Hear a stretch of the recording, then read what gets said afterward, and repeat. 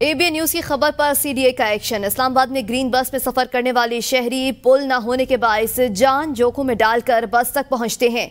अब श्रीनगर हाईवे पर पुल तनसीब करने की तैयारियां जारी हैं। मजीद जानते हैं अपने नुमाइंदा जाहिदा राव से। जी जाहिदा, बताइएगा।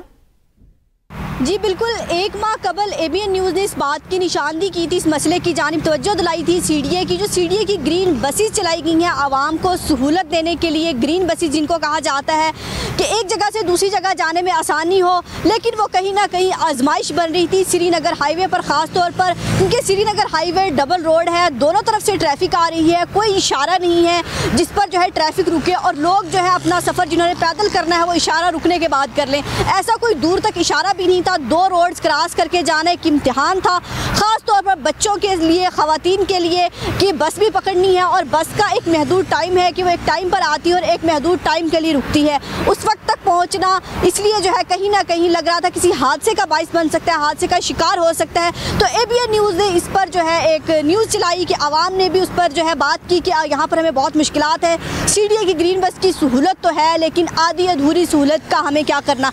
तो अब हमने देखा है कि यहाँ पर जो सीडीए की जानिब से जो है पुल का आगाज़ कर दिया गया है, पेडिस्टल पुल बना दिया गया जिस पर चलकर जो है शहरी एक रोड से दूसरी रोड पर आ सकेंगे। इनके ग्रीन बस तक पहुंचने के लिए इनको रोड्स क्रॉस करने की बजाय उस पुल का सहारा, उस पुल की मदद से जो आ सकते हैं। कहीं ना कहीं जो हादसे का पेशखेमा साबित हो सकती थी, दोनों तरफ से ट्रैफिक आती हुई, शहरियों के लिए जो सहूलत है अब मज़ीद ये सहूलत लगेगी और आसानी पैदा हो जाएगी पुल बनने से। अभी जो इस पुल पर जो मरम्मत का काम जारी है, उस सीडीए के अमले से बात हुई, इनका कहना है कि चंद दिन तक जो है ये पुल जो है बाकायदा लोगों के लिए ओपन कर दिया जाएगा। जो लोग सफ़र करते हैं बसों पर, वहाँ पर ये आसानी से जा सकेंगे। जी।